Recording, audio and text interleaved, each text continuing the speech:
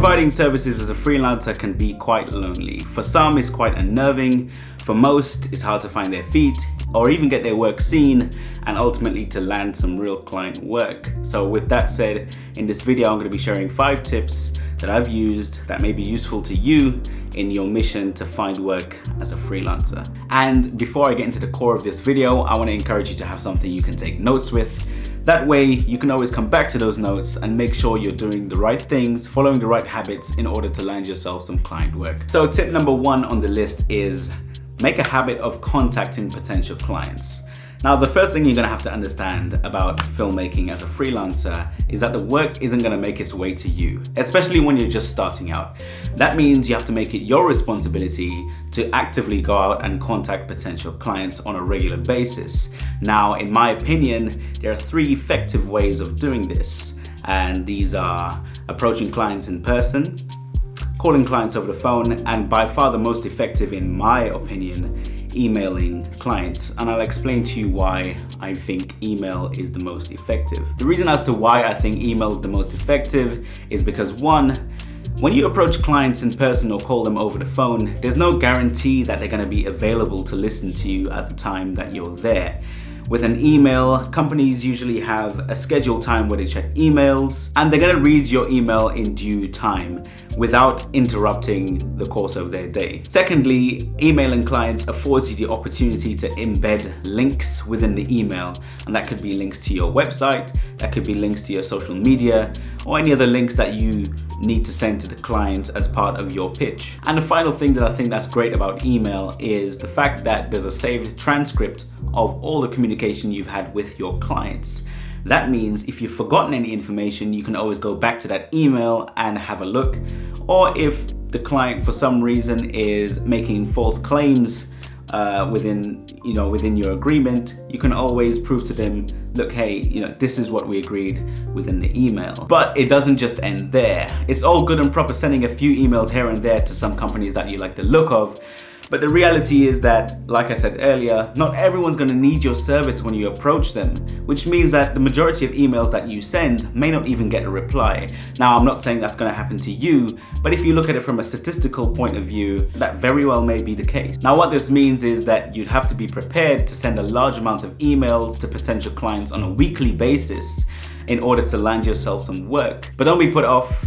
I'll explain to you how this can be made extremely simple and easy. When I first started out, I set myself a weekly target of 50 emails per week.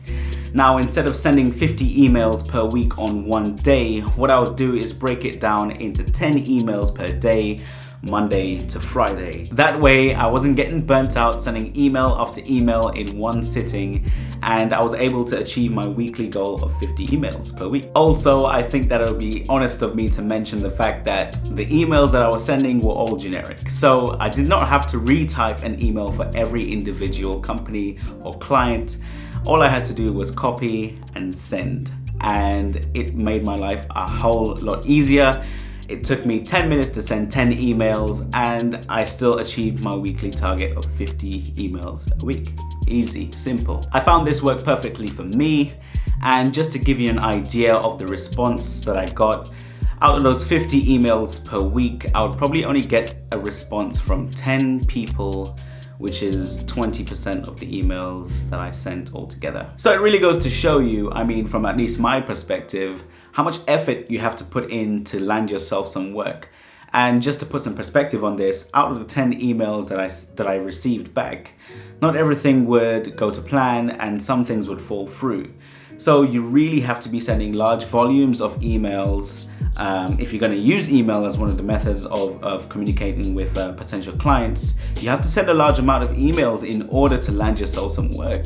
And if you're doing on foot, that means you have to visit a large amount of companies on foot. Now, for me, that isn't an efficient use of my time. And calling people, well, I don't really like receiving cold calls, so I don't feel in any position to do the same to other people. So I choose email as my main method of contacting potential clients. And the second tip is build yourself a solid portfolio. Now that you know you have to email clients in a large quantity in order to land yourself some work, it's really important to understand that you have to build yourself a portfolio. It's rare that clients are just going to take your word for it when you say that you're a filmmaker and pay you to do some work for them. 99% of the time, they're going to want to see some prior work or some projects that you worked on in the past. So instead of allowing them to ask you for this, send it to them, or at least redirect them to where it is. Now, if you're thinking, well, I've just started out, I don't have any prior work, I've not done any client work before, so how can I build a portfolio?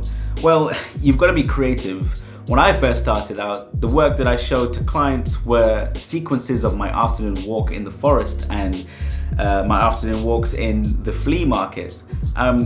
Clients want to see that you can be a filmmaker. They don't want to see that you've done work for other people. That's not necessarily what they want to see. They want to see that you can live up to what you say that you are, and that you can produce the quality of work that they're after. I mean, everyone has to start somewhere, right? So with that said, have your work somewhere that clients can access and see the work that you've done in the past, whether that's on a website or social media like YouTube or Instagram. Just have something that you can show clients so that they can trust in you, that you can provide a level of service and the quality that they're after for their business. And the third tip is get accustomed to hearing no and don't take it personal. It's hard hearing no. And as I mentioned earlier, it's unlikely that all the people that you contact are going to need your service at the time that you contact them. And as jarring and as demoralizing as it is, you're gonna have to get accustomed to being turned down. And try to keep in mind that when you are being turned down, it's very unlikely that it's a personal attack on you. And the good thing is that after being turned down so many times, you develop thicker skin.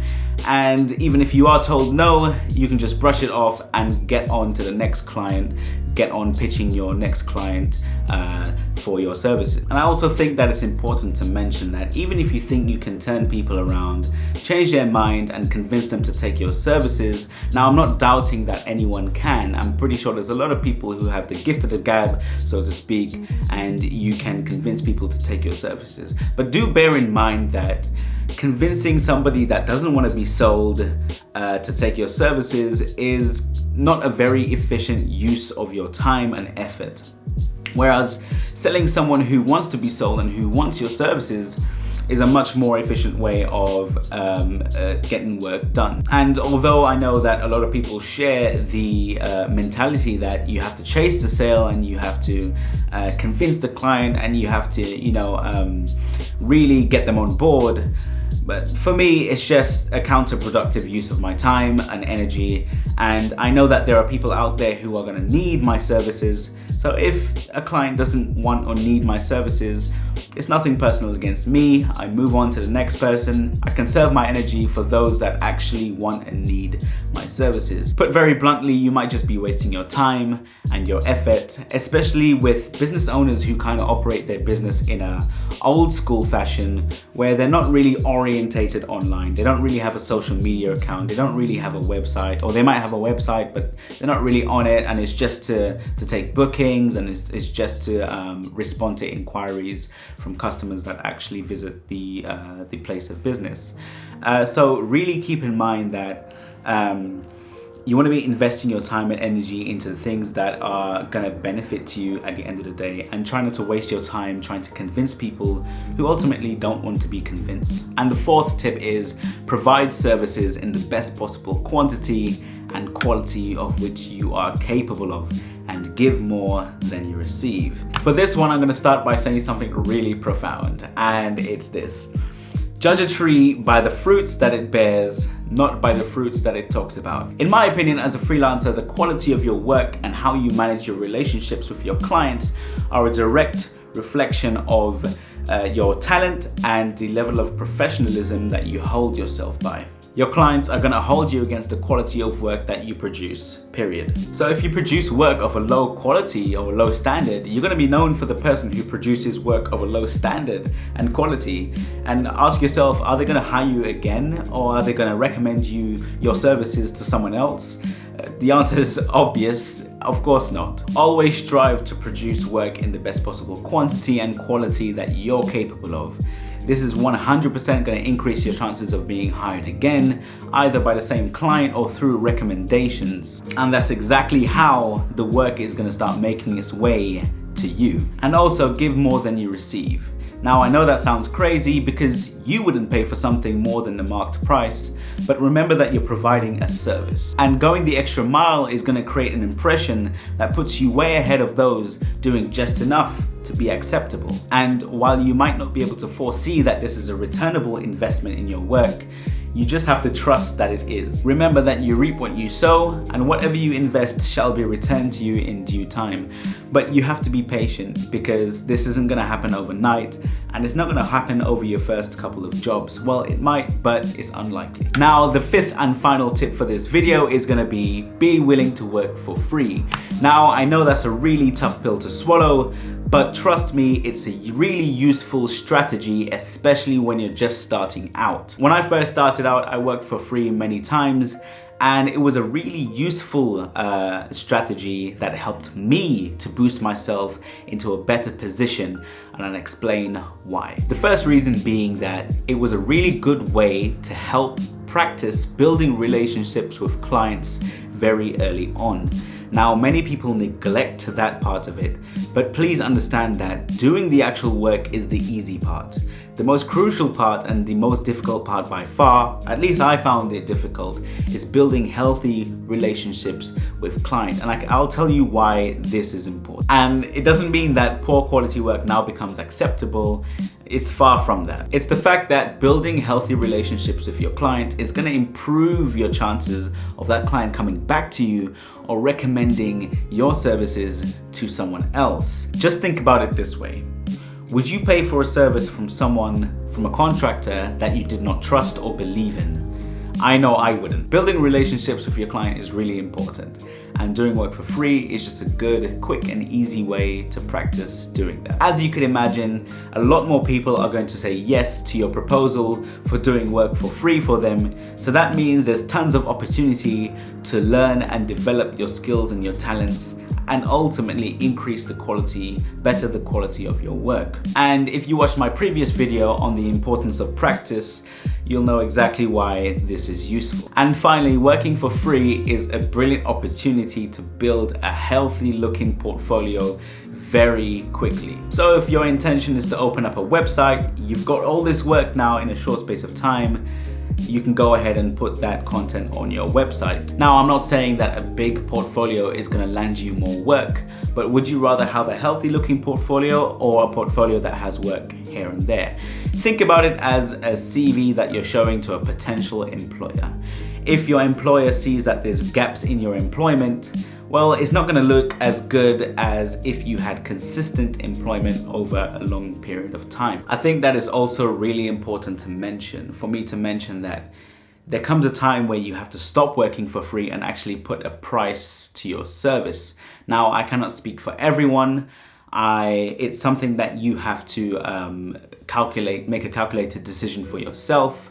But I know that when I felt like I got enough experience, which was probably maybe 6 or 7 client jobs over a period of, I'll say, 3 months, I felt like I was experienced enough to then start saying, I'm going to charge for this service, and I'm confident in my work that this client is going to be happy with the quality of service that I'm providing. Now, don't get me wrong, I still do free work here and there, especially when things are slow, and also when I'm dealing with a larger corporation than I'm used to. But ultimately, you're going to have to make a decision for you and follow what's best for you.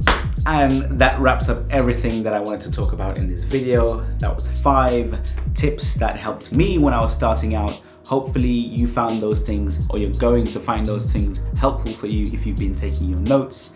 If you found value in this video, I would appreciate if you liked the video. Also, share it with people that you feel like would find value in this video as well.